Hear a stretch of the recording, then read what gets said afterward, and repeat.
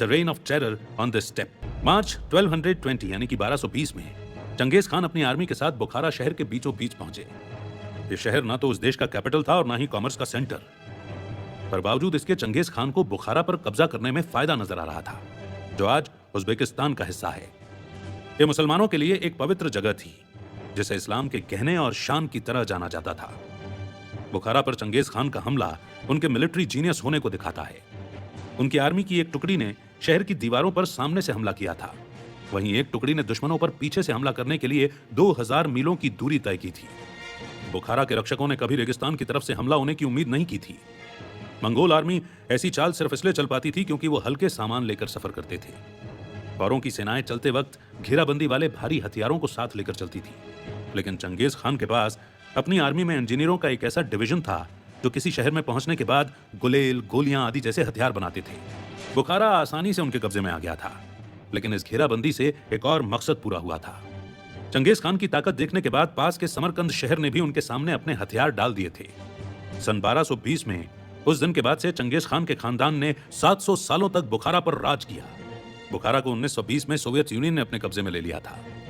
बुखारा Genghis Khan की कई सदियों तक चलने वाली विरासत का सिर्फ एक वाकया है, लेकिन एक महान योद्धा, एक लेजेंड कैसे बना, इसकी कहानी एक छोटे से कबीले से शुरू होती है, जिसका नाम बोरिजन था। वो ताईच्यूड नाम के एक बड़े ग्रुप के नौकर हुआ करते थे। बोरिजन उन आदिवासियों में से एक हैं जो यूरेशियन के स्टेपी इलाके में रहते थे। यही आदिवासी आगे चलकर मंगोल बन गए थे, लेकिन उस समय उन्हें छोटी जाति का माना जाता था। मंगोल वेस्ट में तुर्कों के और ईस्ट में टाटर के बीच में रहते थे। कभी कभी उन्हें ब्लैक टाटर या ब्लू टर्क भी कहा जाता था। येसुगेई एक बोरिजन शिकारी थे जो जवान हो गए थे। उस समय में उनके पास अपने लिए एक पत्नी ढूंढने के 2 तरीके थे। ट्रेडिशनल तरीका था कि वो किसी लड़की से शादी करने के लिए उसके माँ बाप की कुछ सालों तक सेवा करें, और दूसरा तरीका यह था कि वो एक दुल्हन को किडनैप कर लें। एक रात येसुगेई ने एक टीनेज लड़की को किडनैप कर लिया, जिसका नाम होएलून था। वो ओलखुनोद कबीले से थी, जिन्हें उनकी खूबसूरती के लिए जाना जाता था। 1162 यानी कि 1162 में होएलून ने अपने पहले बच्चे को जन्म दिया। भले ही बाद में उन्हें चंगेज खान के नाम से जाना जाता था, लेकिन शुरुआत में उनके पिता ने अपने बच्चे का नाम टेमुजिन रखा था। यह नाम टेमुल से आया है। हालांकि इसके कई मतलब हो सकते हैं। इनमें निडर होकर दौड़ना, इंस्पायर होना या क्रिएटिव थॉट रखना आदि शामिल हैं। होएलून येसुगोई की पहली पत्नी नहीं थी। उनका पहले से ही सोचिगेल नाम की एक औरत से एक बेटा था, जिसका नाम बेक्टर था। येसुगेई को डर था कि जब उनके दोनों बेटे टेमुजिन और बेक्टर बड़े हो जाएंगे तो सत्ता के लिए एक दूसरे से लड़ेंगे। इसलिए येसुगेई ने टेमुजिन के लिए तब से ही लड़की देखना शुरू कर दिया था जब वो सिर्फ 8 साल के थे। टेमुजिन को एक घर में रहने के लिए छोड़ दिया गया था। उस परिवार की बेटी का नाम था बोरते। दोनों बच्चे एक दूसरे को पसंद करने लगे थे। टेमुजिन उस घर में काम करते थे और उनके ससुराल वाले उन्हें ऑब्जर्व करते थे। धीरे धीरे टेमुजिन और बोरते के बीच इतना लगाव हो गया कि उनकी शादी आराम से की जा सकती थी। लेकिन बदकिस्मती से एक दिन घर लौटते वक्त येसुगेई को टाटर के लोगों ने मार दिया। संदेश लाने वाला एक दूत टेमुजिन को उनके पिता के पास घर वापस ले आया। येसुगेई के मरने के बाद उन आदिवासियों ने टेमुजिन के परिवार को अकेला छोड़ दिया। वो मुफ्त में किसी औरत और उसके बच्चों का पालन पोषण नहीं करना चाहते थे। येसुगेई अपने पीछे 2 विधवा और 7 बच्चों को छोड़ गए थे। अगर उनके पास सपोर्ट करने के लिए कोई शिकारी न होता तो वो सभी अगली ठंड आने तक मर जाते। लेकिन जैसे तैसे ये परिवार बच गया। ये लोग फल और जड़ों को इकट्ठा करने के साथ चूहों का शिकार करने लगे थे। इन जिम्मेदारियों की वजह से टेमुजिन के पास मजे करने और गेम्स खेलने के लिए बिल्कुल भी समय नहीं होता था। उनके बचपन के सिर्फ एक ही दोस्त के बारे में सब जानते हैं, जो जमका नाम का एक बड़ा लड़का था। मंगोल्स के बीच एक परंपरा थी जिसमें वो भाईचारे जैसा रिश्ता बना लेते हैं और उसे अंडाज कहा जाता है। अंडाज के साथ आपका जो कनेक्शन होता है वो आपके भाई के साथ संबंध से भी ज्यादा मजबूत होता है। ऐसा इसलिए क्योंकि अंडाज को आप खुद चुन सकते हैं, लेकिन अपने भाई को नहीं चुन सकते। टेमुजिन और जमका ने एक बार एक रस्म की थी जिसमें उन्होंने एक दूसरे का खून पिया था, और उस पल के बाद से वो अंडाज बन गए थे। एक तरफ ये दोस्ती बढ़ रही थी तो दूसरी तरफ टेमुजिन का अपने सौतेले भाई बेक्टर के साथ रिश्ता और भी खराब होता जा रहा था। क्योंकि बेक्टर परिवार के लड़कों में सबसे बड़ा था, इसलिए उसने टेमुजिन पर हुक्म चलाना शुरू कर दिया था। धीरे धीरे टेमुजिन अपने छोटे भाई खासर के साथ मिल गया। उन्होंने एक शाम बेक्टर पर तीर चलाकर उसे मार दिया। बेक्टर का मर्डर करने के बाद टेमुजिन को बहुत बुरे नतीजों का सामना करना पड़ा। भले ही उन्हें कबीले से निकाल दिया गया था, लेकिन आदिवासियों के कानून अभी भी उन पर लागू होते थे। ताओचुएड नाम के एक पावरफुल स्टेपी कबीले ने टेमुजिन को पकड़ लिया था और उन्हें पिंजरे में कैद कर दिया था। उन्हें एक लकड़ी के साथ तख्ते से बांध दिया गया था, जिस वजह से उनका हिलना डुलना भी मुश्किल था। कई सालों तक दर्द झेलने के बाद टेमुजिन जैसे तैसे ताओचुएड की कैद से भाग निकले। अब 16 साल की उम्र में उन्होंने बोरते को ढूंढना शुरू किया, जिस दुल्हन को वो 7 साल पहले छोड़ आए थे। टेमुजिन को यह जानकर बहुत खुशी हुई थी कि बोर्ते अभी भी उनका इंतजार कर रही थी। इसके बाद उन्होंने शादी कर ली और वे टेमुजिन के परिवार के पास लौट गए। मंगोल परंपराओं के हिसाब से दुल्हन दूल्हे को एक कीमती कपड़ा देती है। बोर्ते ने टेमुजिन को एक कोट दिया था जो कीमती ब्लैक सेबल फर का बना हुआ था। उस समय उन्हें एहसास हुआ कि इस तोहफे को एक टूल की तरह इस्तेमाल किया जा सकता था। टेमुजिन ने वो कोट ओंग खान को दे दिया, जो खेरेड नाम के पावरफुल कबीले के लीडर थे। टेमुजिन को अभी भी ताऊ चेवर से खतरा था, लेकिन ओंग खान उन्हें बचा सकता था। उस खेरेड लीडर ने टेमुजिन के तोहफे को कबूल कर अपने कबीले में शामिल कर लिया। लेकिन टेमुजिन बस कुछ समय के लिए ही सुरक्षित रह पाए थे। ओलखुनुट कबीला येसुगेई द्वारा हुएलुन को किडनैप करने का बदला लेने के लिए वापस आ गया था। टेमुजिन की मां को किडनैप करने के बजाय वो उनकी पत्नी बोर्ते को उठाकर ले गए।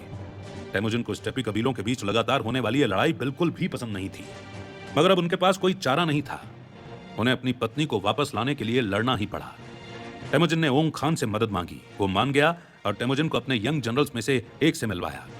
ये और कोई नहीं बल्कि टेमुजिन के बचपन का खून का भाई जमुका था। उन तीनों आदमियों ने अलग अलग टुकड़ियों को लीड किया और तुरंत बोर्ते को बचाकर ले आए। ये उन अनेकों हमलों में से पहला हमला था जिसे टेमुजिन ने लीड किया था।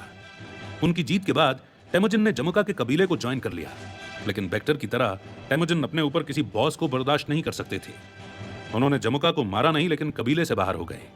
जमुका के कई फॉलोअर्स टेमुजिन को ज्वाइन करने के लिए उनके साथ चले गए थे। इस चैप्टर के बाद बढ़ते हैं अगले पड़ाव की ओर, अगले चैप्टर की ओर, जो कि है वॉर ऑफ द खान्स।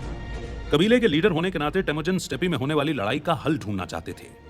उन्होंने सारे मंगोल कबीलों को एक साथ मिलाने की कोशिश की थी।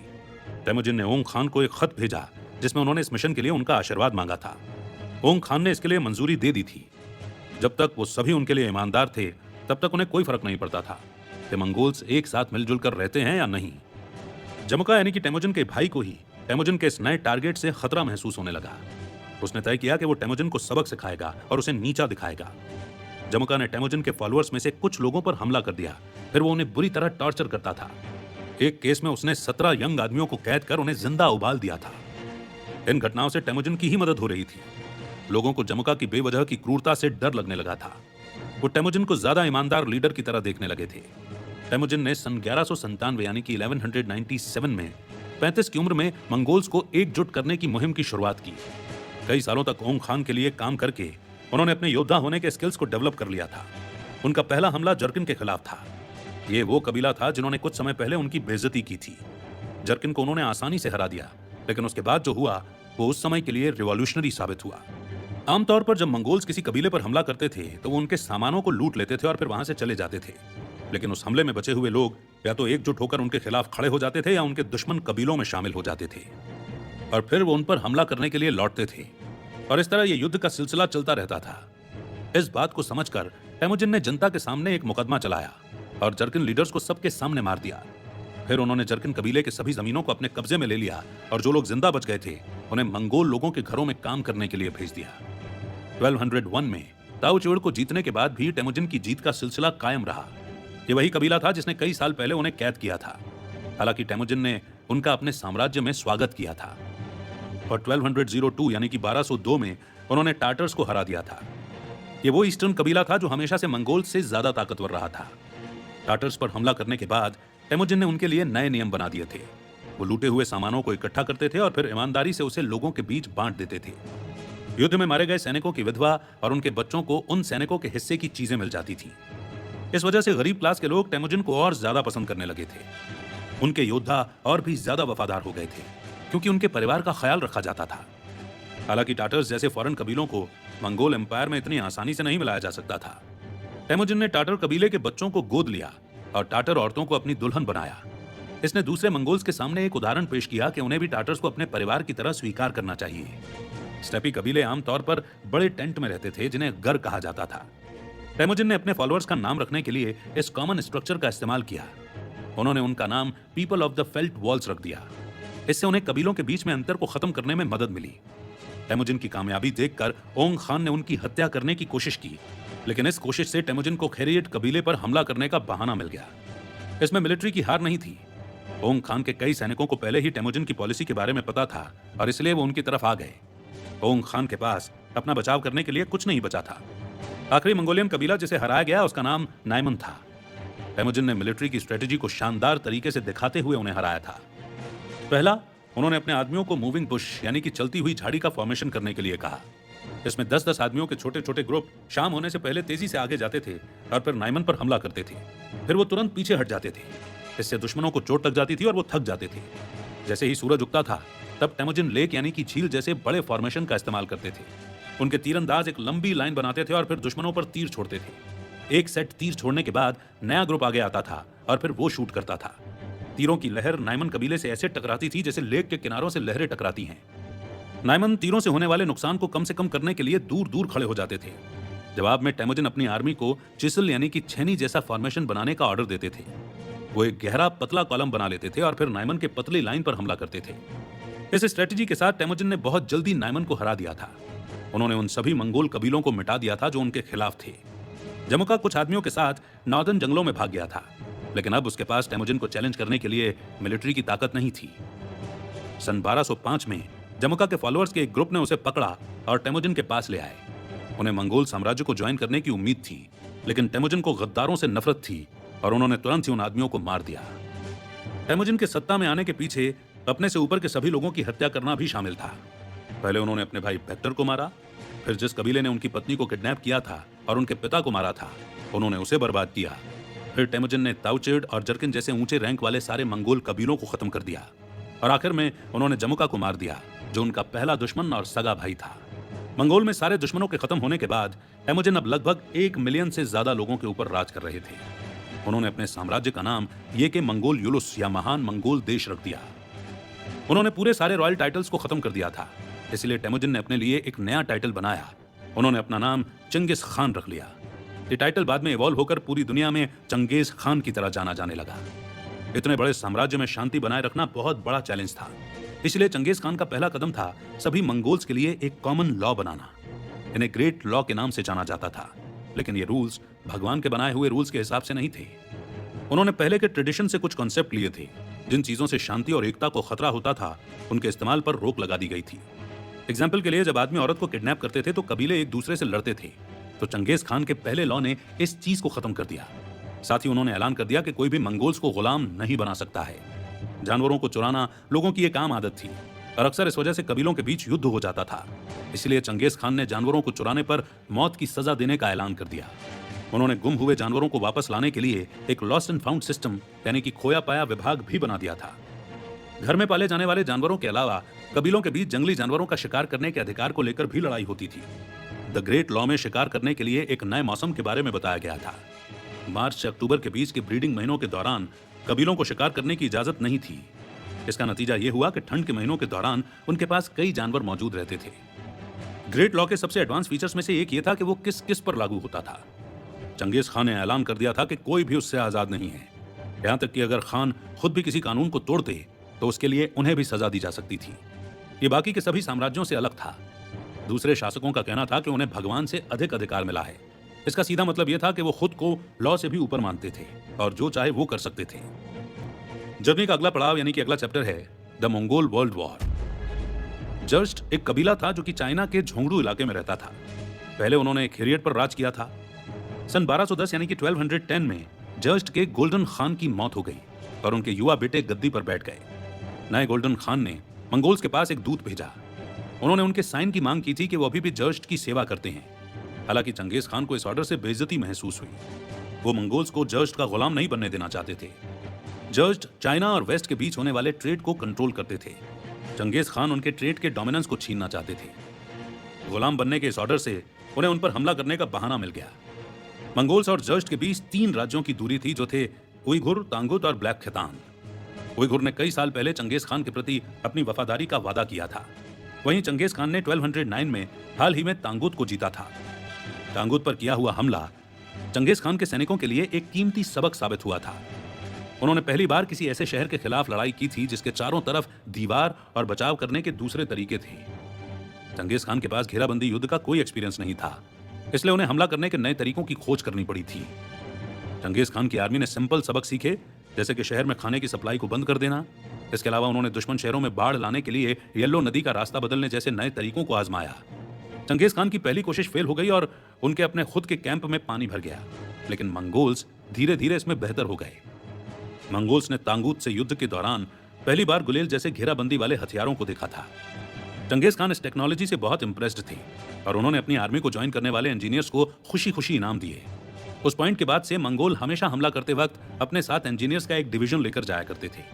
इस एक्सपीरियंस के साथ तैयार होकर मंगोल्स ने 1211 में जर्स्ट से युद्ध करने के लिए गोबी रेगिस्तान को पार किया। चंगेज खान उस समय इसे छोटा सा युद्ध समझ रहे थे, लेकिन ये मंगोल आर्मी के आधी दुनिया पर कब्जा करने की शुरुआत थी। उस समय के चाइनीज हिस्टोरियंस मंगोल मिलिट्री को देखकर हैरान थे। उनके सैनिक बहुत ज्यादा सप्लाई लेकर नहीं चलते थे, इसके बजाय वो अपने साथ एक्स्ट्रा जानवर लेकर आते थे, जैसे कि घोड़े। मंगोल्स ट्रैवल करते वक्त खाने के लिए इन जानवरों से दूध निकालते थे या उन्हें मार देते थे। शहरों में शिकार करके और उन्हें लूट कर वो खाना इकट्ठा करते थे। उस समय की स्टैंडर्ड आर्मी लंबे कॉलम का फॉर्मेशन करके चलती थी, लेकिन मंगोल्स दूर दूर रहकर और फैल कर चलते थे ताकि उनके जानवरों के पास घास चरने के लिए जगह रहे। इसके अलावा वो लगातार चलते रहते थे और कभी कभार ही ज्यादा दिनों के लिए कैंप लगाते थे। मंगोल्स जर्स्ट के मुकाबले ज्यादा ताकतवर और मजबूत थे। ऐसा इसलिए था क्योंकि मंगोल योद्धाओं की डाइट मीट और दूध होती थी। ये ज्यादा प्रोटीन वाला डाइट मंगोल्स को मजबूत बनाता था और उनमें बीमारियों के खिलाफ इम्यूनिटी को बढ़ाता था। वहीं जर्स्ट अनाजों से बना डाइट लेते थे। इसका नतीजा यह हुआ कि वो मंगोल्स के मुकाबले बहुत कमजोर थे। चंगेज खान को एहसास हुआ कि जर्स्ट के शहरों को बर्बाद करना मुश्किल होगा, इसलिए उन्होंने अपने दुश्मनों पर साइकोलॉजिकल युद्ध का इस्तेमाल करना शुरू किया। वो आसपास के गांवों पर हमला करते और वहां उथल पुथल मचा देते थे। ऐसा इसलिए किया जाता था ताकि शहर के जनरल अपने हथियार डालने के लिए तैयार हो जाएं। मंगोल्स युद्ध के मैदान में सम्मान को अहमियत नहीं देते थे। उनके लिए जीत का मतलब था अच्छा और हार का मतलब था बुरा। आर्मी जनता को रुकावट की तरह समझती थी। वो जिस गांव में जीत जाते थे वहां के नागरिकों का रेप करते थे और उन्हें मार देते थे। हालांकि मंगोल्स इन किसानों को एक रिसोर्स की तरह देखते थे। चंगेज खान की आर्मी गांव में आग लगा देती थी, जिस वजह से दहशत फैल जाती थी। लोग दौड़कर सड़कों पर आने लगते थे और जिस वजह से रोड और सप्लाई का रास्ता बंद हो जाता था। किसान रहने की जगह तलाशने के लिए शहरों में जाते थे। फिर शहर में खाने की कमी होने लगती थी और वहां का सिस्टम भी खराब हो जाता था। अक्सर मंगोल आर्मी अपने फॉर्मेशन के सामने किसानों को खड़ा कर देती थी। आम जनता को इंसानी कवच की तरह इस्तेमाल किया जाता था। अक्सर खाई को भरने के लिए कैद किए गए किसानों को उसमें धकेल दिया जाता था। मंगोल्स उनकी बॉडी को पुल की तरह इस्तेमाल करते थे। मंगोल के लोगों की जिंदगी को बचाने के लिए चंगेज खान की आर्मी कुछ भी कर सकती थी। दुश्मनों के यहाँ के नागरिक उनके लिए जानवरों से ज्यादा नहीं थे। इन चालों की वजह से आगे बढ़ते हुए चंगेज खान आखिरकार 1214 यानी कि 1214 में झोंगड़ू पहुंचे। इस पॉइंट पर गोल्डन खान युद्ध से थक गया था और उसने चंगेज खान के आगे हार मान ली थी और मंगोल्स को कई टन सोना, चांदी और सिल्क पेश किए। मंगोलिया वापस जाते वक्त रास्ते में चंगेज खान ने विनाश का आखिरी दांव खेला। जिस भी खेत से वो गुजर रहे थे, उनकी आर्मी उस खेत को पूरी तरह से फ्लैट कर देती थी। खाई, दीवारों और फसलों ने मंगोल के हमलों को बहुत स्लो कर दिया था। ऐसा करके वो उन जगहों को वापस फ्लैट घास का मैदान कर रहे थे। ऐसा करने से फ्यूचर में होने वाले युद्धों के लिए मंगोल्स के पास साफ रास्ता मौजूद रहता। इसके अलावा घास वाली जगहें गाय, भैंस, बकरियों, हिरण और दूसरे जानवरों को अपनी ओर आकर्षित करती हैं। मंगोल्स हमले के दौरान खाने के लिए इन जानवरों का शिकार कर सकते थे। चंगेज खान इतने पैसे लेकर वापस आए थे जिसकी किसी ने उम्मीद भी नहीं की थी। मंगोल्स ने कभी इतना कामयाब हमला नहीं देखा था। सभी घरों में थोड़े थोड़े सिल्क, गहने और परफ्यूम बांटे गए थे। अब योद्धाओं के पास ब्रॉन्ज और लोहे के हथियार थे। जर्स्ट को हराने के बाद चंगेज खान ने पूरी तरह सिल्क रूट पर कब्जा कर लिया था। चाइना और मिडिल ईस्ट के बीच से सफर करने वाले हर सामान को मंगोल की जमीन से होकर गुजरना पड़ता था। उनका अगला कदम था कि वो दुनिया के ग्लोबल ट्रेड को डोमिनेट करने वाले मुस्लिम साम्राज्यों के साथ ट्रीटी यानी संधि के बारे में बात करें। तो इसी के साथ बढ़ते हैं अगले चैप्टर पर, जो कि है सुल्तान वर्सेस खान। चंगेज खान ने मोहम्मद सेकंड यानी कि दूसरे मोहम्मद से बात की, जो कि 1217 में ख्वारज़म के सुल्तान थे। उन्होंने बताया कि उन्हें ख्वारज़म, जो कि आज का सेंट्रल एशिया है, उसे हासिल करने में कोई दिलचस्पी नहीं है। चंगेज खान बस मंगोल साम्राज्य की संपत्ति बढ़ाना चाहते थे। सुल्तान ने खान की रिक्वेस्ट का पॉजिटिव जवाब दिया। चंगेज खान ने इस एहसान का बदला चुकाने के लिए 450 व्यापारियों के एक ग्रुप को ख्वारज़म भेज दिया। लेकिन क्योंकि मंगोल्स ट्रेडर्स नहीं थे, इसलिए उन्होंने उइघुर कबीले के मुस्लिम और हिंदू लोगों को भेज दिया। ख्वारज़म के एक शहर ओटार के गवर्नर ने इन आदमियों को बंदी बना लिया। उन्होंने उनके सामानों को चुरा लिया और उन सभी व्यापारियों को मार दिया। चंगेज खान ने सुल्तान से मांग की कि उस गवर्नर को सजा दी जाए, लेकिन सुल्तान ने इनकार कर दिया, जिससे खान को बहुत गुस्सा आया। इस बेइज्जती की वजह से उन्होंने ख्वारज़म देश के खिलाफ युद्ध का ऐलान कर दिया। 1219 में चंगेज खान की आर्मी मिडिल ईस्ट की तरफ बढ़ने लगी। उनकी एक्सपीरियंस मिलिट्री तुरंत शहरों पर कब्जा कर रही थी। मंगोल द्वारा ख्वारज़म पर किए गए हमले में किसी भी दूसरे हमले के मुकाबले ज्यादा तबाही हुई थी। अरब के नागरिक पढ़े लिखे थे और उनका आर्किटेक्चर और टेक्नोलॉजी एडवांस था। लेकिन मंगोल्स ने इन सभी चीजों को मिट्टी में मिला दिया था। चंगेज खान का ख्वारिज़्म के लोगों के साथ बर्ताव उनके क्लास पर डिपेंड करता था। अमीर और पावरफुल लोगों की उनके पूरे परिवार के साथ हत्या कर दी गई थी। ऐसा इसलिए किया गया था ताकि आगे वो कभी विरोध न कर सकें। लेकिन बदला लेने के आखिरी दांव में चंगेज खान ने सुल्तान की मां को बंदी बना लिया। उन्हें मंगोलिया में गुलाम बनकर रहने के लिए भेज दिया गया। इसके साथ ही आम जनता को भी गुलाम बना दिया गया था या युद्ध के टूल की तरह इस्तेमाल किया जा रहा था। उन्हें गड्ढे खोदने पड़ते थे और इंसानी कवच के जैसे बनकर रहना पड़ता था। जो लोग इन कामों के लिए फिट नहीं होते थे उन्हें मार दिया जाता था। हालांकि मंगोल्स प्रोफेशनल्स की बहुत कदर करते थे। डॉक्टर, एस्ट्रोनॉमर, इंजीनियर और व्यापारियों की बहुत कदर की जाती थी। मंगोल्स शिकारी थे, तो उन्हें यह पता नहीं था कि किसी भी चीज को प्रोड्यूस कैसे करते हैं।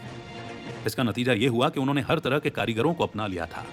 इसमें कारपेंटर, ज्वेलर, म्यूजिशियन और बावर्ची शामिल थे। ख्वारिज़्म पर हमला करने के दौरान मंगोल्स ने इंफॉर्मेशन को एक हथियार की तरह इस्तेमाल करने के आर्ट को मास्टर कर लिया था। वो चंगेज खान की शक्ति के किस्से सुनाने के लिए दूर दूर तक दूतों को भेजा करते थे। उस समय के हिस्टोरियंस का मानना था कि चंगेज खान से जीता नहीं जा सकता था। वो मंगोल्स को दुनिया का सबसे बड़ा आतंक बताते थे।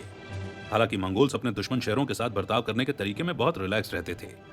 कई दुश्मन साम्राज्य अपने दुश्मनों में डर पैदा करने के लिए टॉर्चर को एक टूल की तरह इस्तेमाल करते थे। सुल्तान के बेटे जलाल अल-दीन के साथ हुए 1228 यानी कि 1228 के युद्ध के एग्जाम्पल को ही ले लीजिए। उसने 400 मंगोल कैदियों को घोड़ों में बांध दिया और उन्हें पूरे शहर में घसीट कर ले गए थे। जो उसमें बच गए थे उन सभी को मनोरंजन के लिए कुत्तों को खिला दिया गया था। मंगोल्स द्वारा पब्लिक में दी जाने वाली सजा सिर्फ यही थी कि वो बड़े ऑफिशियल्स को पब्लिक में फांसी देते थे। असल में जिन शहरों पर कब्जा किया जाता था वहां के लोग उनके साथ होने वाले बर्ताव से अक्सर कंफ्यूज हो जाया करते थे। जो डरावने किस्से उन्होंने मंगोल्स के बारे में सुने थे वो उन किस्सों से बिल्कुल अलग होते थे। कुछ शहर के लोग इसे कमजोरी की निशानी समझ लेते थे और चंगेज खान के खिलाफ विद्रोह कर देते थे। लेकिन इन क्रांतियों से अक्सर शहर बर्बाद हो जाते थे, जैसा कि निशापुर के साथ हुआ था। एक विद्रोह में चंगेज खान के दामाद को तीर लग गया था। अप्रैल 1221 में मंगोल्स ने उस शहर से अपना बदला लिया था। लेजेंड्स का कहना है कि निशापुर के सभी लोगों और जानवरों को मार दिया गया था। मंगोल्स ने 1222 में सेंट्रल एशिया पर हमला करना बंद कर दिया था। उन्होंने मुल्तान पर कब्जा कर लिया था, जो मॉडर्न पाकिस्तान का दिल माना जाता है। चंगेज खान और भी आगे जाना चाहते थे और भारत पर जीत हासिल करना चाहते थे। लेकिन मंगोल्स के लिए मौसम में एक बड़ी समस्या बन गया था। इंडियन सबकॉन्टिनेंट एक गर्म और ह्यूमिड इलाका है। यह मंगोल के ड्राई होमलैंड से बहुत अलग है। चंगेज खान के कई योद्धा बीमार हो गए थे। नमी से भरी हवा मंगोल तीरंदाजों की ताकत पर असर करने लगी थी। इसलिए मंगोल्स ने अफगानिस्तान लौटने का फैसला किया। वहां से चंगेज खान अपने घर वापस मांगलिया चले गए। उन्हें मंगोल की गद्दी के लिए उत्तराधिकारी चुनने में दिक्कत हो रही थी। उनके दोनों बड़े बेटे जोची और चगताई के बीच बहुत दुश्मनी थी। इन दिक्कतों को संभालते हुए चंगेज खान को 1226 में मजबूरी में युद्ध के लिए जाना पड़ा। उनकी सेना चाइना के तांगुत कबीले के खिलाफ लड़ रही थी। चंगेज खान को युद्ध में ज्यादा चोट नहीं लगी थी। तांगुत युद्ध के दौरान जंगली घोड़ों का शिकार करते वक्त वो अपने घोड़े से गिर गए थे। अब 60 साल के हो चुके चंगेज खान कभी इस चोट से उबर नहीं पाए। उन्हें बार बार बुखार हो रहा था, लेकिन उन्होंने अपने घर लौटने से इनकार कर दिया था। वो सबसे आगे रहकर तांगुत मिशन को लीड करते रहे। आखिर में जीत से 6 महीने पहले चंगेज खान की मौत हो गई। लेकिन अभी भी इस समरी में बहुत कुछ जानना बाकी है, इसलिए अगला चैप्टर है their golden light. Genghis Khan की मौत के बाद मंगोल पहले से ज्यादा शांत प्रिय देश बन गया था। अब वो सैनिकों के बजाय फॉरेन जगहों पर स्कॉलर्स और एम्बेसडर्स को भेजते थे। मंगोल्स अभी भी पूरी दुनिया पर कब्जा करना चाहते थे, लेकिन इस बार उनके टूल ट्रेड और डिप्लोमेसी थे, न कि युद्ध। कुबलई खान के शासन के दौरान यह बदलाव हुआ था। वो चंगेज खान के पोते थे। 13वीं सेंचुरी के बाद से मंगोल्स पूरे एशिया के ट्रेड रूट को मेंटेन कर रहे थे। उन्होंने हर 30 मील पर शेल्टर बनाए थे जिसमें खाने का स्टॉक रखा जाता था। मंगोल्स ने ट्रेड को प्रमोट करने के लिए दुनिया का पहला पासपोर्ट इंट्रोड्यूस किया, पैजा। एक टैबलेट होता था जिसे ट्रैवलर अपने गले में पहन सकता था। पैजा किस मेटल का इस्तेमाल करके बना है और उसके ऊपर बना हुआ सिंबल उसे पहनने वाले के इंपॉर्टेंस को बताता था। कुछ पैजा से सिक्योरिटी, ट्रांसपोर्ट और एकोमोडेशन की गारंटी मिलती थी। कुबलई खान ने मैप डेवलप करके ट्रैवल करना और भी ज्यादा इंप्रूव कर दिया था। हर एक जीते हुए शहर में मंगोल ऑफिसर मैप ढूंढा करते थे। डिटेल में गाइड बनाने के लिए उन्होंने चाइनीज, अरब और ग्रीक टेक्निक्स को एक साथ मिलाकर इस्तेमाल किया था। मंगोल कार्टोग्राफर्स ग्लोब बनाते थे, जिसमें वो यूरोप, एशिया और अफ्रीका, यहां तक कि पैसिफिक आइलैंड को भी दिखाते थे। चाइनीज कॉलोनी को मंगोल ट्रेड नेटवर्क से सबसे ज्यादा फायदा होता था। चंगेज खान के हमलों ने इराक और पर्शिया में मैन्युफैक्चरिंग को बर्बाद कर दिया था। इसका नतीजा यह हुआ कि चाइनीज सामान पूरी दुनिया के मार्केट में आने लगा। मंगोल्स ने चाइनीज वर्कशॉप्स को ट्रेडिशनल चाइनीज क्राफ्ट से आगे बढ़ा दिया था। बेबी जीसस और मैरी की नक्काशीदार मूर्तियां यूरोप में एक्सपोर्ट करने के लिए बनाई जाती थीं। मंगोल्स को यह भी एहसास हो गया था कि उन्होंने जितने भी सामान देखे थे उन सब की डिमांड थी। जो चीज एक देश के लिए नॉर्मल थी वो दूसरे देश में एक्साइटिंग और एक्सोटिक हो सकती थी।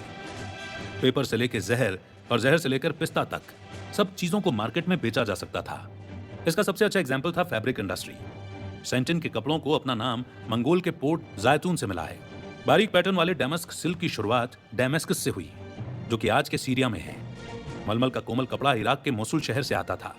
ये सभी फैब्रिक यानी कि कपड़े यूरोप में बहुत पॉपुलर हो गए थे। मंगोल एम्पायर अपनी नई संपत्ति को बांटने के तरीके में कुछ यूनिक था।